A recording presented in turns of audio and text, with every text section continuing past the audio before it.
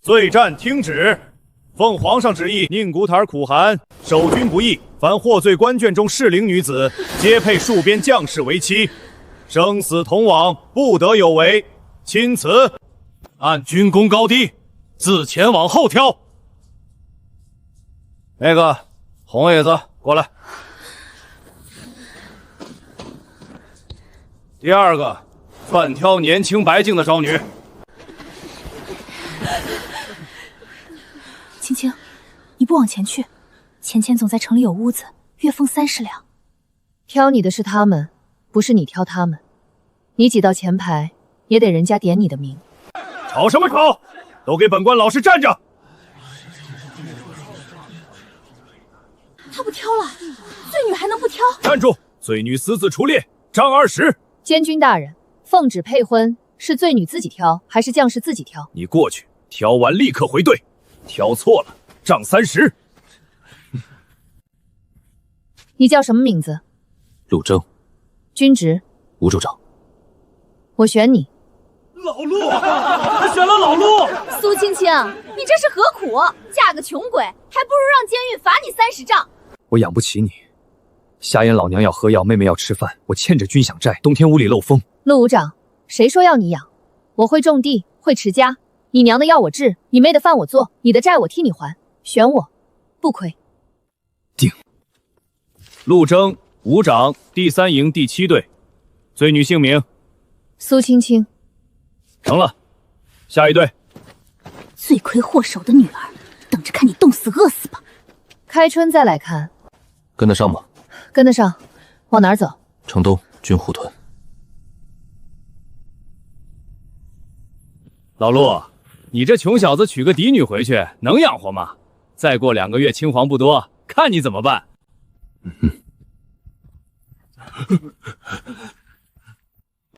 听说是京城御史家的嫡女，犯了案流放下来的，嫁给老陆，可惜了。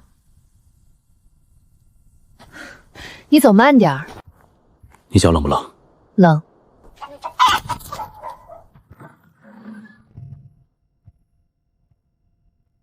就这些。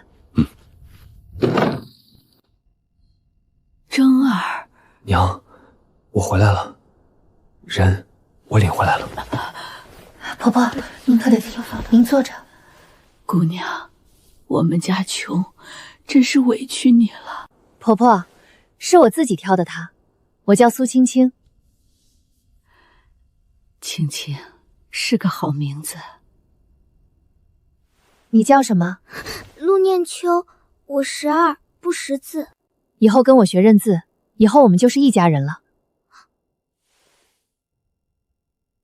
婆婆，我不怕吃苦，屋里冷成这样，怎么没烧炕？家里柴不够，要省着，等哥回来再烧。家里就这些粮了，过几天领军饷再添。你领多少军饷？够一家4口吃几天？半钱银子，半石粟米，1冬发1次，能撑20。烧火。那是什么？腌菜末，京城带来的。这是什么味道？这么香！我活了52年，没喝过这么香的粥。嫂嫂比过年的粥还香。我已经半年没吃饱过了。征儿，你找了一个好媳妇儿。我喜。你看那块地干嘛？地冻得跟铁一样。黑散土，肥力足，开春翻好，能打出好粮。这一片地加上屋后这块，又通多少亩？屋后3亩，那边连着的荒地10亩出头，没人种，长着杂草和小松树苗，离屋远，草根扎得深，翻不动。现在那块地是谁的？登记要钱吗？没主，谁开垦谁的。先去屯长那儿登记，1亩1钱。屯长在哪儿？我们去登记。现在。青青，你是不是早就想好了要怎么过这日子？没全想好，但我知道第一步先种地。陆征，你信我？信。老陆，这冰天雪地的，你来干啥？这就是新嫂子，快进来烤火。登记乌偶那片荒地10亩1两，再还陆征的军饷债3两6钱。你来还债，哪来的钱？我嫁妆，京城带来的最后一点。那块地不好种，草根扎得有半尺深，屈远离都离不动。我们有办法。老陆，你媳妇儿这话你信不信？信。哼，开春前把界庄立好，2个月内动工开垦，要不这地就废了。多谢周屯长。别谢我，嫂子，我跟你说句实在话，这宁古他，看你能干就服你，看你不能干就裁你，立得住立不住，就看开春那一关。屯子里会做木工的有几个？开春我要做曲园梨，按图样做。行，开春你要做的时候来找我，我给你找人。青青，你那3两6钱是你嫁妆。以后我还你。不用还，这是我们家的事。你穿上。你不冷？我比你皮糙。征儿，你们这么晚？我也回来了，婆婆去屯长那儿了。今晚把炕烧起来，柴多抽2块，明天我去山边再捡。今晚就过年，婆婆冻着了。柴是过年的。婆婆洗脚，念秋，你扶着婆婆。烫，适应一下。婆婆这脚得每天泡热水，明天我给您熬药。念秋，你过来也泡一下。嫂子先泡。我泡过了，泡过来。你过来，忍着，一会儿就不烫了。半袋俗米加上军饷半担，3两6钱碎银还了债，登记了地，剩下不到3广。一只不下蛋的瘦母鸡，屋后13亩地。婆婆眼疾能治，念秋能干活，但太瘦。陆征有力气，但别人看不起他。要想把这家日子过好，不得不用我的灵田。灵田每天能取1勺灵泉水，用完次日才能再有。泡过的种子发芽率高出3倍，生长速度也快1倍。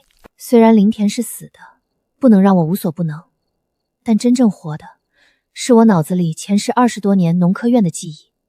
第一，备种；第二，备肥；第三，备工具；第四，备外快。宁福台西边黑松林，桦树皮做焦油，松脂做松香；东边20里盐碱地，开春取雪盐。化冻之前，先做老山土路。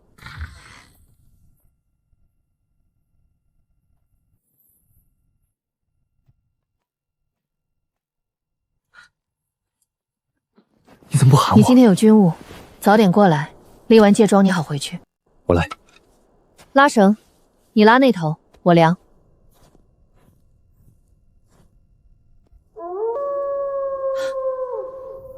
狼隔得远，多远？1里路以外，你拿着。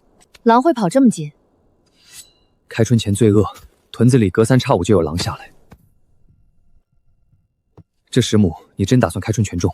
全种，3亩粟米，3亩豆子，2亩早熟稻，剩下2亩种菜。种不出稻子。能种，我有早熟的种子，生长期90天，赶在霜降前收。你今天有什么军务？校场点卯，跟队去山边巡逻，路上小心狼。你想我这里？什么时候揣的？随路过周屯长他家做窝头，我换了2个。本来想我哭闹后悔，给我留着红窝。留着早上吃，等会儿用粥泡一下。嫂嫂，家里没有水了，我去打水。去吧，慢一点。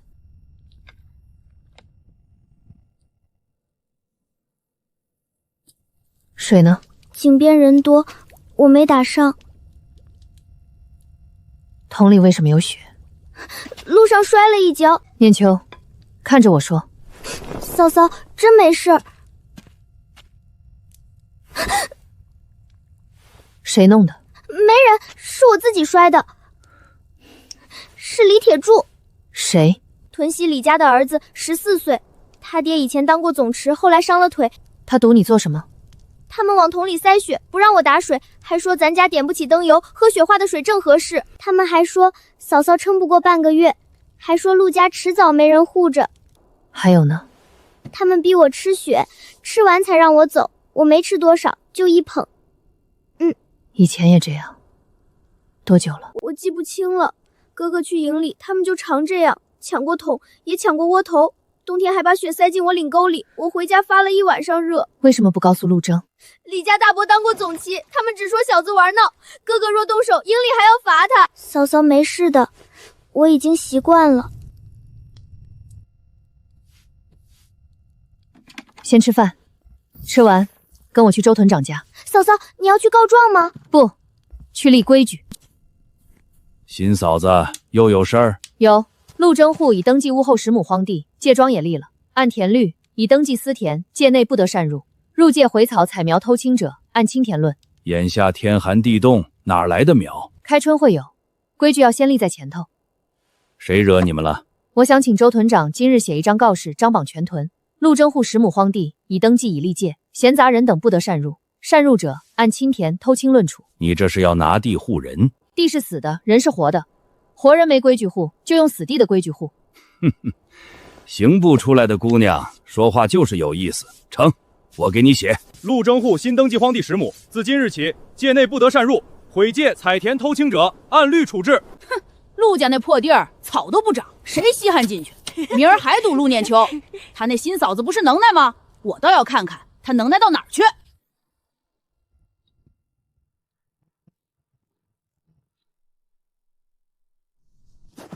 陆念秋，今天怎么不走井台？怕了？拿来，给我看看桶里有没有血。你还敢躲？站住！站住！你怎么在这儿？等你。我们又没干什么，就是跟他闹着玩。昨日屯长张榜全屯，你看了吗？看了又怎样？陆征户已登记荒地10亩，自今日起，界内不得擅入，擅入者按侵田、偷侵论。这雪地里什么都没有，我们没偷东西。入界即犯，律例先看界，再看物。你们4个追陆念约，追进我国私田，便是擅入。铁柱哥，我娘说擅入私田要挨罚，我们是小孩犯错，父母担责。你爹当过总旗，应该比你更懂规矩。现在给你们3个选择：一，现在当着念秋的面把事说清楚，现场认错；二，送去周屯长里按告示办，父母担责；三，照规矩处理。每漏一桩，日后我查出来就按一桩20文赔偿。我说，账册。说，抢木桶几次？7次。还有，往桶里塞血3次，堵他不让打水4次。还有，抢窝头2次。继续记。往他领塞血1次，拿树枝碰过他腿2次，骂他家没人护很多次。很多次算10次。7桩，一桩20文，140文。我没有钱，回去找你娘要，那你自己想办法。我娘不会给的。3日之内送到陆家，送不来，我带着账册去李家，当着你娘的面一桩一桩念，顺便问问他，那句陆家新媳妇撑不过半个月，是他教你说的，还是你自己编的？我送，我一定送。你们呢？我们也送，我们再也不敢了。走。怕吗？怕，可是不像以前那样怕。记住这个感觉。怕没关系，怕也能站着。嫂嫂，我以前是不是很没用？不是，你以前是没人教你怎么还手。走，打水。孩子的账算完了，大人的账还没算。他娘那句撑不过半个月，我记着。开春前，我和他还有一笔账。走，打水。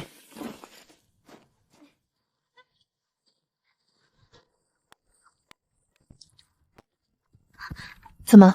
那是刘嫂子，她男人是把总。哦，哎呦，这不是陆家新嫂子吗？京城来的嫡女，也来跟我们这些粗手粗脚的抢球水。刘嫂子，你这话说的，人家可是嫡女，哪能叫抢，那叫屈尊。就是，咱们赶紧让让，别动着人家金贵的手。听说陆子家昨梵天还了5军甲债呢，嫂子嫁妆厚得很，怎么没多带几担米来？带银子有什么用？这地方银子又不能下锅。嫂嫂，要不咱们等会儿再来？念秋啊，你哥这媳妇儿能待几天？我赌1个月，你赌不赌？怎么，陆家嫂子有话说？有，我刚来屯子，许多规矩还不熟，正好向刘嫂子学学。这就对了，新人嘛，京城那套娇气在咱这儿行不通。是，那我先学第1条，屯子公井是按谁家男人均值高低用，还是按先来后到用？自然是先来后到。那好，刘嫂子这桶水打满了却没提走，反倒横在井口上。按规矩是还没打完，还是故意占井？我跟几个嫂子说句话，碍着你了，碍着我打水了，也碍着公井的规矩了。哟，京城来的就是会说话。你一个刚进屯子的新人，倒教训起我来了。陆家穷的炕都烧不起，你先把自家日子过明白，再来管别人家的规矩。刘嫂子家男人是刘把总吧？是又如何？刘把总月饷3000，按今年均银扣2成，10领2400，加上东粮皮货木工折银，移东进账少说6两8000。可刘嫂子家去年腊月还跟周屯长借了8000周转，今年一直没还。周屯长账册第3页第5行写得明白，留把总户，腊月23借银8000，约定正月15归还。今日腊月初9，已拖了快1年。你胡说什么？你一个新来的，知道什么账？昨天我在周屯长家还陆家的军饷债，账册翻开时看了一眼，不巧，我记性还行。哎呀，新嫂子，大家说笑2句，你何必这么认真？说笑。刘嫂子方才说我嫁妆后，还问我怎么没多带几担米。这话要是闲聊，我听听就算了。可公井是全屯共用的地方，军户嫂子聚众毒井刁难心腹，传到屯长那里，不太好听。你少拿屯长吓我！我不用屯长吓你，我嫁妆不多，书倒有几本，大英律里头写得清楚。军户家眷在公井、粮仓、柴场等公用之地聚众滋事，轻者罚10文，扫屯中主到3日；重者报营中，连累家中军户。你别乱扣罪名。所以我说咱们先按规矩来，不按律例来。刘嫂子，把桶挪开，我和念秋打完水就走，不耽误你垂衣裳。念秋，打水。哎，各位嫂子，我先来敲你。我从京城带了一份腌菜方子，不费油，不费肉，只用盐水和一点山里能找的草叶，腌出来的菜能放1冬，不烂不酸不生霉。半坛子我换2斤粟米。真能放1冬？能。半坛子就2斤粟米。头3家按这个价，后头再来，就看盐贵不贵了。你那方子真是京城带来的？刘嫂子若要也能来，不过头3家的价是2斤粟米。刘嫂子家欠周屯长的还没清，我不删。嫂嫂，你刚才说的大义律里真有那一条吗？没有，他不识字。以后你识字了，别人拿书吓你，你就能自己翻开看。嫂嫂，我想快点识字。成，回去除了米，再教你一个字，账。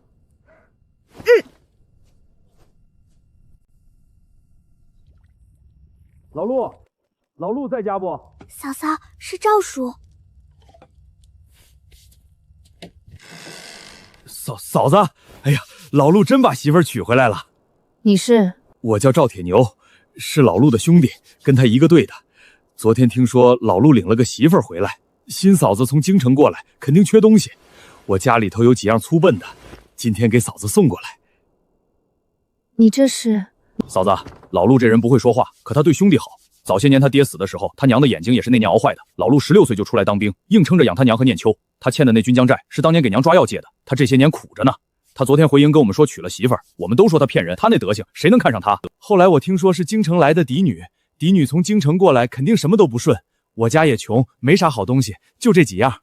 老赵，这些东西我收下，多谢。不客气不客气。你今天有军务吗？没，今天我轮休。你怎么来了？送点东西给嫂子，进来吃饭。嫂子，这粥好吃就多喝。老赵，你说你跟陆征一个队，你们队里现在多少人？原本155个人，去年冬天冻死了1个，跑了1个，现在剩3个，连我。你们队管什么？管东边山脚那一片巡逻，防狼防熊瞎子，偶尔有北边过来的探子，我们也得管。为什么人会跑？军饷克扣的厉害，本来一冬天发半钱银子，去年发了4，扣了多少？说是上头要修城墙，扣了1半。你会做木工吗？略懂一点。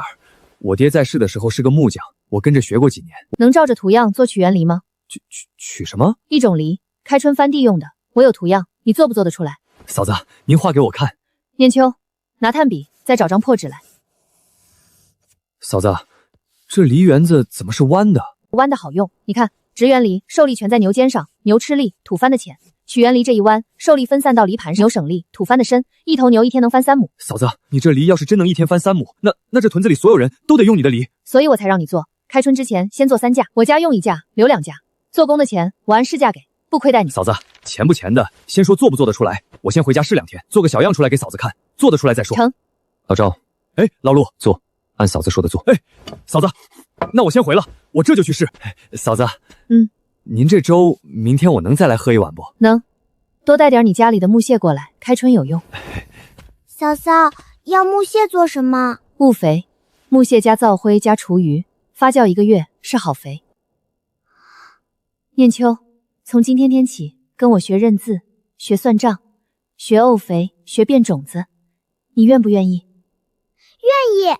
晚上回来路上小心，穿上。你也冷？屋里有炕，不冷。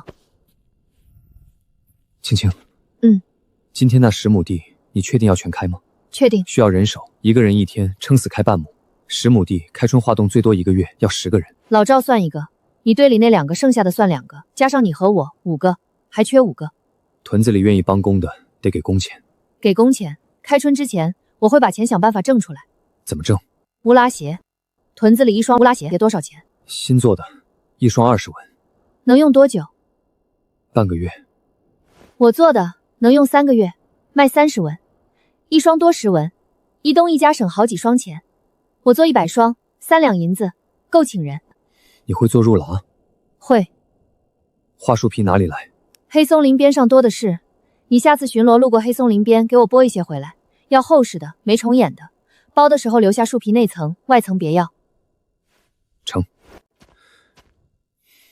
青青，我以前没碰见过你这样的。你以前碰见的女子是怎样的？哭，屯子里那些军喜到这儿就开始哭。我不哭，我没工夫哭。陆征，你别整这些没用的，赶紧去校场。粟米半袋约25斤，盐半罐约1两，油没有，布3尺6。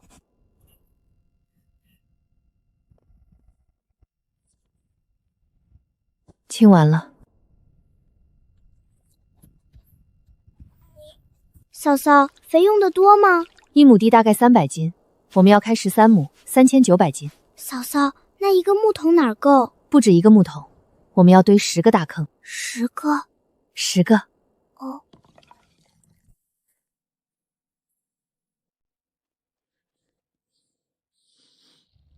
就是这个。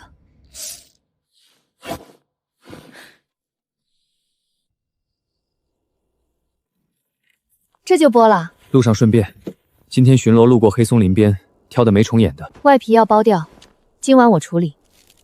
你今天在家忙什么了？清点家底，开始沤肥。念秋跟着我学。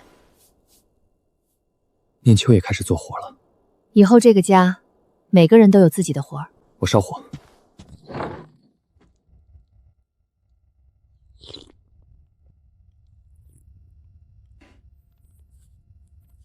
拿炭笔，下面这一行要平，上面这2点要对称。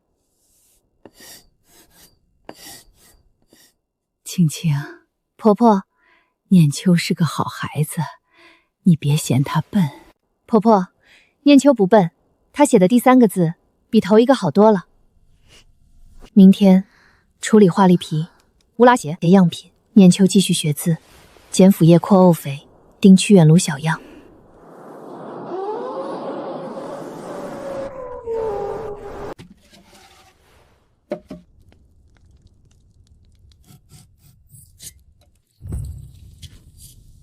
你几时起的？寅时。才睡2个时辰。不困。你呢？今天有事？早上要去校场，我替你削。你削过桦树皮？没。那你看着，刀贴着接缝走，不能用力，用力就破。给我。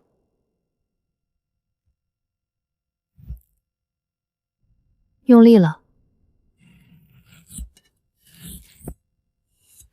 你削这2卷，我去看炕。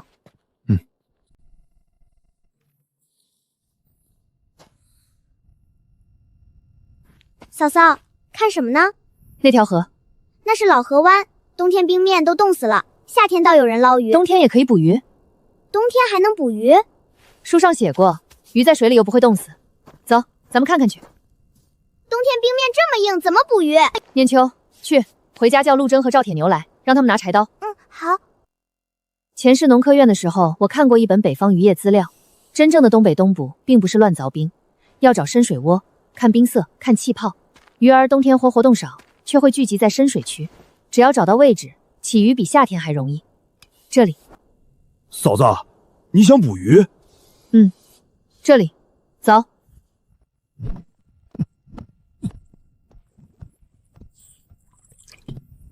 这能行？书上这么写的，试试。苏青青，你不会真想在冰里捞鱼吧？京城来的嫡女就是不一样，书读多了什么都敢信。鱼要这么好抓，大家我发财了。要不算了。急什么？还有2个洞。苏青青，你看的书不会是假的吧？最后一个，拉。挂石头了。我来。我的天！嫂子，好多鱼，好多好多鱼！嫂子，这得30-40斤了吧？这能卖多少钱啊？切，不过是运气好，碰上鱼窝罢了。那你也去碰碰，看看鱼窝认不认人。说得对，玉娘你也去碰碰，看看鱼认不认你。青青啊，你家刚还完债，这些鱼拿去卖吧，能换不少粮食。婆婆还得喝药呢。是啊，你家日子也不宽裕，留着换钱最实在。现在是不宽裕，可不会一直不宽裕。我捕鱼也不是为了我自己，屯子里的人都不好过，我们家也吃不了这些。我拿回去几条，剩下的大家都分了吧。拿回去给孩子老人补补身体。老陆家这回是真娶了个能人，可不是？开春还要种地，会做买卖，现在还会冬捕鱼，人家真有本事。鱼没了还能再抓，钱没了还能再挣，地在那儿，人也在这儿，只要肯干，日子总会越来越好。我会的东西很多，以后咱家的日子不会差。以后家里都听你的。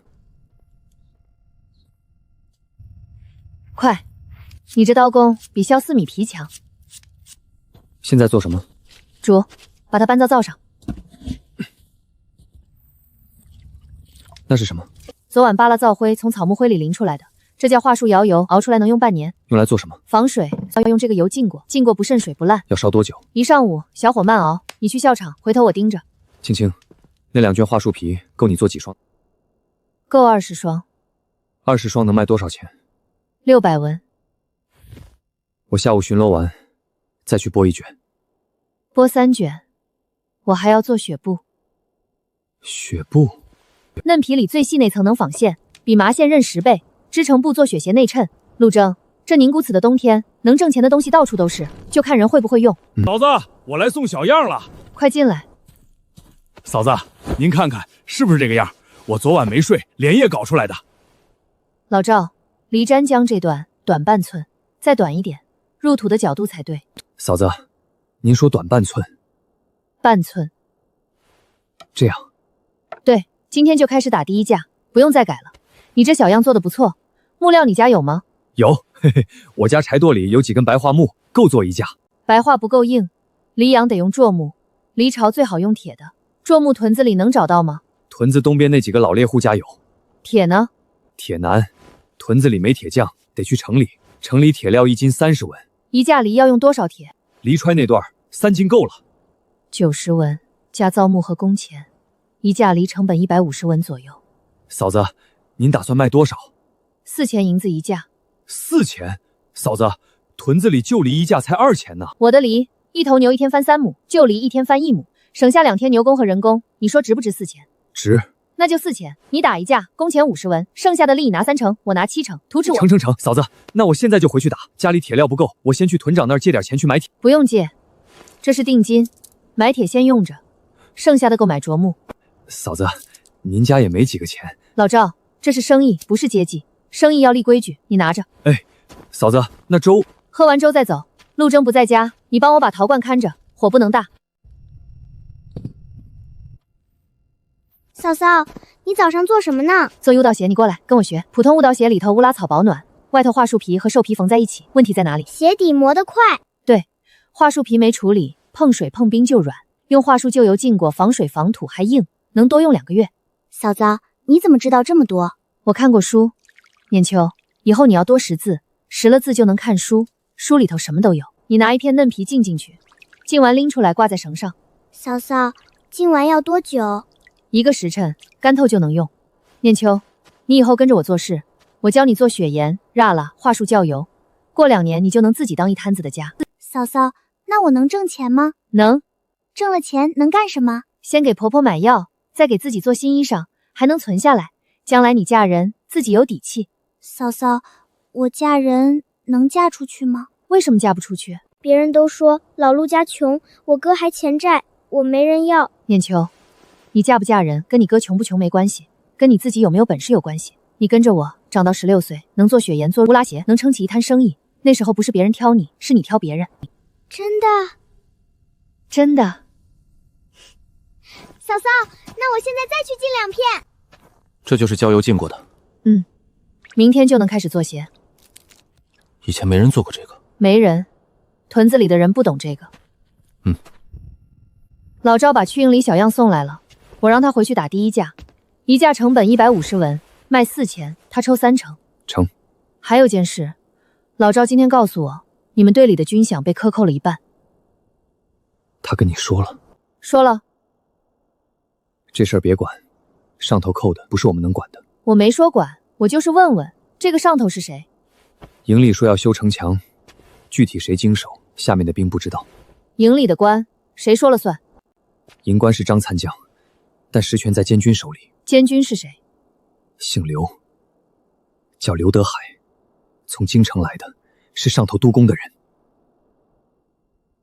行，我去看造，长8寸，宽4寸，鞋边包到脚踝以上。嫂嫂，你这针法跟我娘以前的不一样。双线交叉，防水。我能学吗？能，你先看着，看会了我教你。乌拉草要锤，锤过的草软，塞进去脚不磨。舒服，嫂嫂比我之前那双好穿太多了。那这双就给你了。嫂子，给我。给你，明天起你穿着这双跟我去屯子里走一圈，让人看见你脚上的鞋。嫂嫂，让人看见我穿的鞋，他们就想买。嫂嫂，这鞋脚不冷。乌拉草加双层鞋底，能保暖到-40度，舒服吗？嫂子，我把队里另外2个兄弟带来了，这个是孙大壮，那个是钱二麻。嫂子，我跟他们说了，开春帮你开荒，工钱按你定的。金乌说，开春我家要开10亩荒地，1人1天开半亩，要20个工日，请你们3个加上老陆和我5个人，每人每天30文，开10天，每人300文，管午饭。嫂子，这工钱比修城墙高多了。修城墙多少钱？1天15文，还得自带干粮。那就是2倍，但我有要求。第一，开荒期间不能旷工，除了营里有急务，谁缺1天扣1天工钱。成。第二，开荒之后我家还有别的活，雪岩、屈原犁，谁愿意继续跟着我做，按月给工钱。嫂子，我能跟着您做吗？能，但你们有营里的差事，怎么安排时间？嫂子您不知道，我们这一伍去年冻死1个跑了1个，编制上等于废了。营里让我们出操，不指望我们打仗，每天最多耗2个时辰，剩下没事干。那就这么定，每天出完操过来干活，每天20文。成。老赵，你屈原犁那边的活儿怎么样？嫂子啊，左木我下午去借了，铁还没买，明天我去城里。行，明天我也去城里，跟你一起。你去城里做什么？明天去城里找鞋铺谈。你一个女人去城里？我跟老赵一起去。嫂子放心，我跟着。今天做完桦树皮处理2卷，怒鹿鞋样品1双，桦树油1罐，沤肥木桶1桶，定下开荒工人3个，每天工间30文。曲原犁第1架明天开始打，明天嫂嫂和赵去城里卖怒浪鞋白买铁料，我和婆婆在家继续进桦树皮锤乌拉草。你这账记得这么清楚。明天我送你们到城门口。你早上有事？卯事点完卯就有空，跟你们一起走到城里。行。嫂子，左木娘我用米换2根，扛着方便。那是谁？一同流放来的。看着不待见嫂子。他待见不待见我跟我没关系。赶路。我得回校场。你去吧，晚上回家见。你怎么又揣乌头？路上吃，城里铺子买着贵。陆征，晚上我做炖肉。肉？在城里割半斤，庆祝今天卖乌拉鞋。嫂子，老陆这人对你跟以前不一样了。以前怎样？以前他不爱说话，1个月跟我说不上10句。昨天我说嫂子的事儿，他在旁边听了一会儿没走开，这在以前可没有过。你这铁做什么用？大梨，硬的，能开刃的。这块3斤90文。孙老板，我想跟您谈个生意。姑娘说，我家要打屈原犁，开春前至少打10架，每架犁崩3斤铁，10架30斤，一次性进，您给个什么价？一次进30斤，每斤25文，比灵脉便宜5文。20文，1斤20文，30斤600文。姑娘，这价钱我做不下来。您能？这里打出来，屯子里都要用。一架3斤铁，200户人家就是600斤铁。这600斤，您打不打？600斤是用得好，临屯也来打，至少能消化2000斤铁。姑娘，您说话算话。算话，但有个条件，我跟您定长期，第一批30斤，先付定金200文，剩下的等卖完炉回款。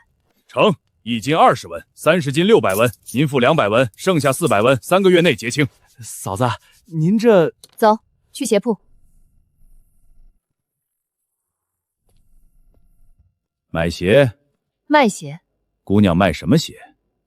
娜拉鞋。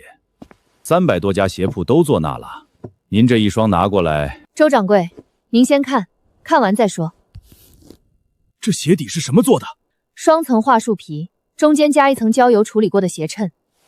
姑娘，这鞋能用多久？3个月。普通肉蜡用半个月。我知道。您价钱怎么开？40文一双卖给您，往外卖多少您说了算。40文，普通刀流批发价才15文。那是普通的，我这一双能用3个月，等于普通6双，批发价90文，我40文，您省50文。姑娘，您这鞋1个月能出多少双？100双。100双？您一个人？我家5个人，1个月100双。我跟您签3个月契书，每双40文，3个月300双，12000文。成，姑娘，您这契书写的跟府衙的差不多严谨。我父亲教过我读书。尺码分5种，男大、男中、男小，女中、女小，每种每月20双，总数100。成，先付1个月的一半，2000文。周掌柜，明天我送第一批20双来，等着您。嫂子，这是什么？定金。老赵，我们去割肉。割肉？今晚炖肉庆祝。老板割1斤五花，半斤排骨。好嘞。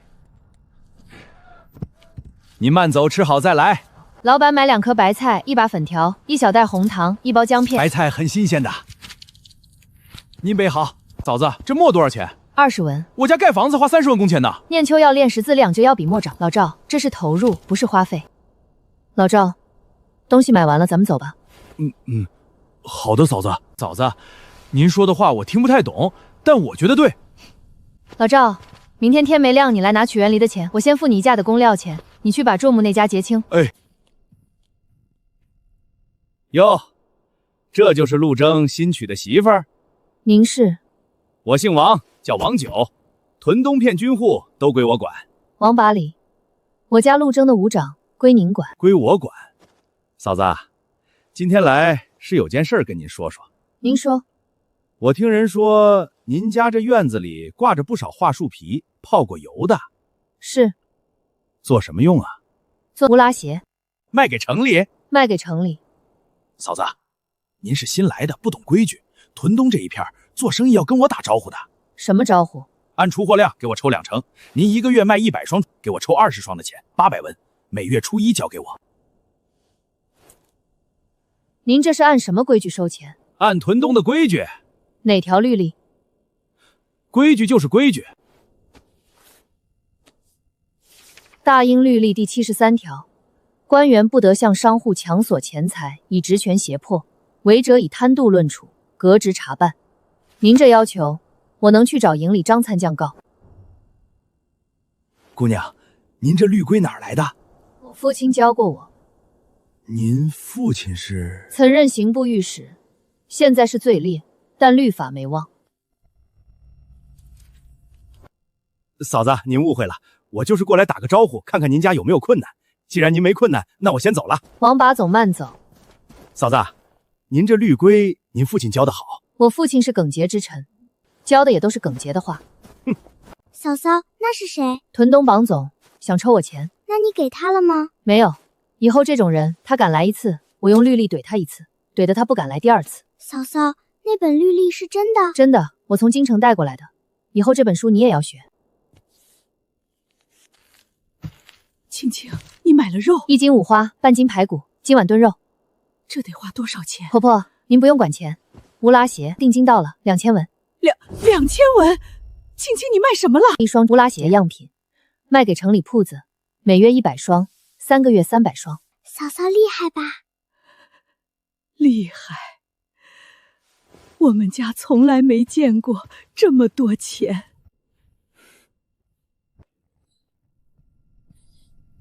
今天有课没？庆祝老德新鞋铺，每月100双，3个月300双，付2000文定金。2000文？婆婆先吃肉。嫂子，这肉好吃。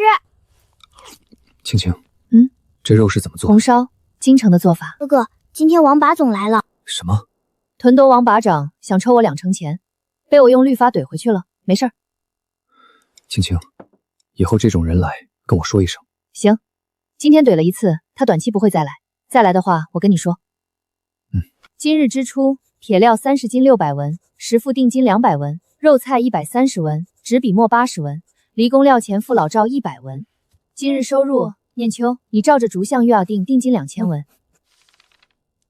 没错，念秋，明天起你就是这家的账房。嫂嫂，你以后家里所有的钱进出你来记。嫂嫂，我一定不算错。你嫁过来这10天做的事，比我这个家过去5年都多。陆征，以后这种话少说。我嫁进来，你是我男人，家里要立起来，是夫妻俩一起立。青青，明天我巡逻回来晚一些。为什么？我跟营里几个老兵打听了上个月军饷克扣的事儿，他们也想问问到底是谁经手的。陆征，这事儿你先别管。为什么？现在不是时候。军饷克扣的背后是监军刘德海，刘德海背后是上头的督工。这种人，你现在一个武长去碰，没用。那什么时候是时候？等你能管这事儿的时候。现在你管，得罪人没收益。等你升上去，比如升到100户、1000户，你再管，是给上面立功。我一个底层武长，没人真脉没考，凭什么升上去？凭你能打仗，凭对你的兵有力气。陆征，开春之后，我跟你说几项东西。什么东西？军粮压缩饼，商药改良，箭草调整。你队里那几个兵，开春之后我帮你练，装备我帮你弄，3个月，让你的兵成为整个营里最能打的一队。青青，你不是普通女子。我不是普通女子，我只是知道的多一点。赶紧睡觉吧，明天还有一些事要忙。这几天顾着赚钱了，有几天没看我的灵田了，也不知道我的灵田咋样了。还好灵田是自动化，要不每天都需要来灵田忙。长势不错，这样继续下去，到春耕的时候我的种子应该是够用了。再加上灵田里的水，不管温度怎么样，都会大丰收的。工料钱一价先付。嫂子，我这就回去打。图纸要保密，我们做出第10价，然后再放图纸出去，让屯子里其他木匠仿，但他们仿得用我们的铁料。30文1斤的铁从孙铁匠那儿过，孙铁匠给我们抽成。嫂子，那整条曲园堤的生意，从图纸到铁料到工钱，一头一尾全在您手里。那1年下来能挣多少？屯东200户，每户1价800两银子的生意。老赵，今天先把第1价打出来，剩下的事儿才能往下走。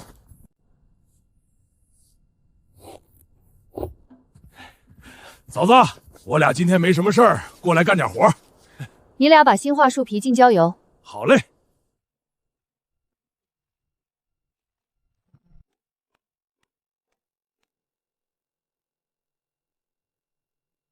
念秋，明天我们俩去城里，把这一批送给周掌柜。嫂嫂，让我去。你去，你要开始学怎么跟人谈生意。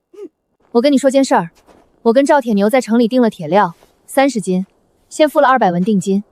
另外，我跟孙铁匠订了长期供货合同，屯子里200户人家，铁料都从他那儿走，他给我们1成的中介费。中介费？我帮他卖铁，他给我抽成。你怎么想到这一步的？做生意要往前看，一价赚不了多少，但一个屯子的梨生意是几百两的事儿。还有件事，明天我让念秋去城里。念秋一个人？我跟他一起去，但生意他谈。他才12岁，12岁该开始学了。陆征，念秋这丫头聪明，让她学，将来她能撑起一摊。成。明天我顺便去趟药铺，给婆婆抓眼疾药，说要20两药钱，3个月。20两？我先抓1个月的7两，定金的2000文够。我跟你一起去，明天我休1天。行。念秋，跟在嫂嫂身后跟住，饿了跟嫂嫂说。哥，我知道。帮我照顾好念秋。放心。念秋，走吧。哦，第一批来了，20双，请验货。好，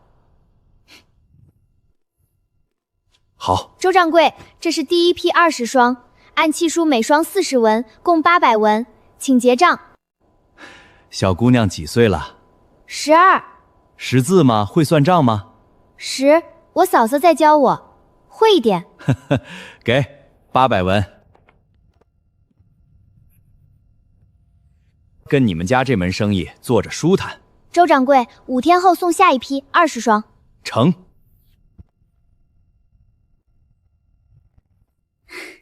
嫂嫂，我做的对吗？对，念秋，今天你挣了800文，这800文里你有2成。2成？以后每一笔你谈成的生意，你都有2成。嫂嫂，那我能存钱了？能，你自己存着，要花要省自己定。嫂嫂，我想存起来。存起来做什么？以后给婆婆买好药。念秋，你是个好姑娘。成了。成了，800文。陆征，那边那家是什么铺子？粮行，卖粮买粮的。我去看看。念秋，你跟你哥在这儿等我。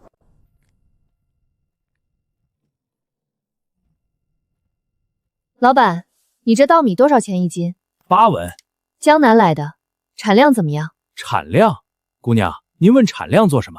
我家想种稻米。稻米，姑娘，宁苦塔不纯稻米，这冷天稻米种不活。我有早熟种子，我想问您，要是种出来了，您能不能收？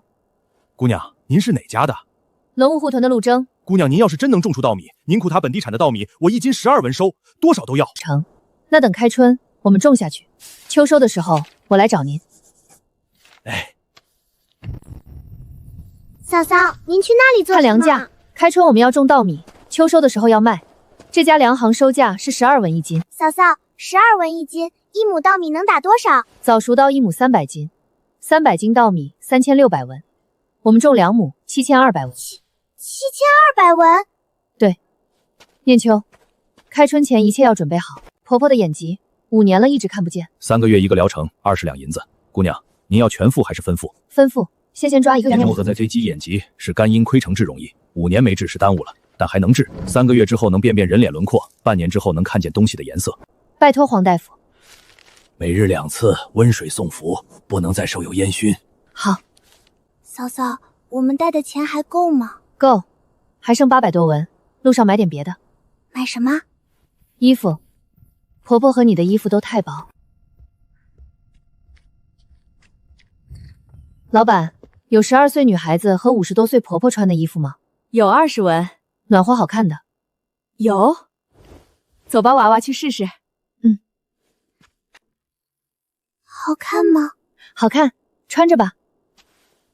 把那件衣服帮我包起来吧。慢走。念秋的衣服真好看。谢谢哥哥。走吧，我们回家。婆婆在家该着急了。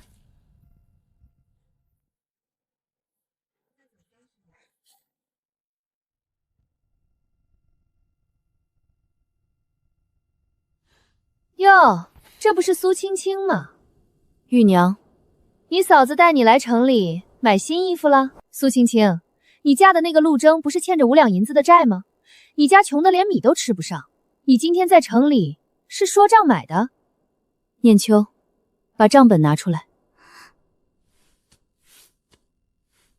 你问我赊账没赊账？我今天进出宁古塔一趟，光银钱就走了将近1万文。你有什么资格在这评论我？你哪来这么多钱？怎么1万文就算多了？以后我赚的会越来越多。玉娘，半个月前我们一起从京城被发配过来，选期台上你抢着站到最前面挑了个把广。你那天跟我说，从今往后我是要在屯子里讨饭的，我没接你那句话。今天我跟你说一句，我从嫁进陆家到今天整整11天，这11天里，我立了荒地借庄，我改良乌拉鞋，跟城里最大的鞋铺签了3个月12000文的契商。我给婆婆抓了药，3个月能看见东西的轮廓。我给念秋做了新衣裳，明年开春她要识字学算账。你呢？你那位把总对你好不好？玉娘姨，你脖子上……闭嘴！玉娘，别冲我妹妹大喊。苏青青，你别得意，你那是头3个月新鲜，等你那卖不动了，陆家照样穷。等你新鲜劲儿过了，你照样跟我一样。玉娘，我们走的不是一条路。你信你那位把总，那是你的事；我信我自己，那是我的事。今天我不跟你争什么，但你以后别在念秋面前说陆家的话。还有，你脖子上那道印子，回去拿冷水敷，再用细盐揉一揉，3天能下去。你怎么知道？我父亲是刑部御史，验尸断案用的多，这种掐痕他接手过的不下白起。掐这道印子的人比你高半头，左手发力，是想让你说话，又怕你嚷出来。以后不要觉得自己很聪明。陆征、念秋，走，我们回家。青青，念秋，婆婆，我们回来了。嫂嫂给您抓药了，黄大夫说3个月就能看见东西的轮廓。婆婆，每天早晚2次温水送服，3个月之后您能看见轮廓，半年之后能看见颜色。婆婆，嫂嫂还给咱俩买新衣服了呢，半年之后就能看见我们了。青青，这药和衣服钱我挣的。婆婆，您安心养病，这家以后我撑着。青青，明天我有半天的休息，我去黑松林包桦树皮，包够你做1个月的鞋。你一天能剥多少？5卷。你别一个人去，我跟孙大壮、钱二麻一起。青青，明天剥完桦树皮，我去黑松林深处看看。你为什么去深处？我们队上个月发现了一对狼脚印，往深处去了。最近屯子里丢了2只羊，可能就是那对狼。我跟队里申请去查一下。陆征，狼脚印多大？成年公狼，脚印有我手掌大。是一群狼。你怎么知道？书上说的，成年公狼离开狼群是因为有别的狼挑战它的位置，要么宰赶走，你带着摩尔重新脚印的深浅和频率，能判断它是单独走还是对走。你描述的是带队走的脚印，它在前头开路，这意味着至少有4到6只狼跟着。青青，你以前接触过狼？陆征，明天你去深处，别单独行动。还有，弓箭准备好，狼怕火不怕刀。我在家等你，早点回来。这11天，芥庄立了，肥窝了，桦树皮亮了，瘴也清了。开春地要种，梨要备，郊油要熬，那片盐碱地也得想法子。嫂子，打成了，梨窑、梨盘、梨碾一样不缺。入土搅对了，今天就是。嫂子，这地洞的梆梆硬怎么是？向阳那片坡连清3天，地表画了半尺，够是。牛我去周屯主家借。老陆媳妇儿，听说你要拿个南蛮子的破梨咱宁古塔的弄土？哼，这地就犁都犁不动，你那弯把子要能动1寸土，我把这梨啃下去。先掏旧梨。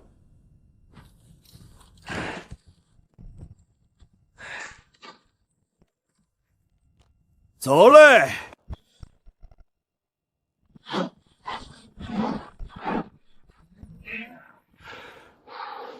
看吧，我说什么来着？这地就是犁不动。换新梨。老赵摇牛，慢些，匀速。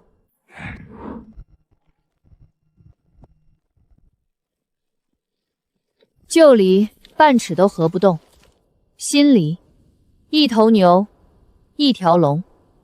旧梨1天1亩，这梨1天3亩。王把总，这梨您还肯不肯？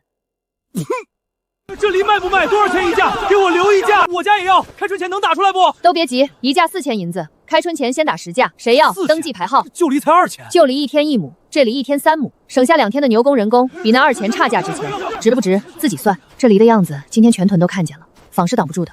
不怕人仿？不怕，梨柔弯度，梨盘关节，看一眼能记个大概，回去琢磨几天也能仿出个木头架子。但梨波那块铁仿不了，铁料只能从城里孙铁匠那儿来。我跟孙铁匠定了长契，屯子里的铁都走他那儿，他给我抽成。谁仿我的梨，木架能自己做，梨柄那块铁还得去孙铁匠那儿买。孙铁匠卖1块，我分1块的钱。嫂子，你这是把人家他仿你的路也铺成了你自己的财路。哼，王把总慢走，梨要的话也给您留一架。嫂子，你前儿用律令怼了他一回，今儿当众又扫了他的脸，断了他的财路，这人记仇，明着不敢动你，暗地里怕是要使绊子。他要使绊子，得有由头，我不给他由头。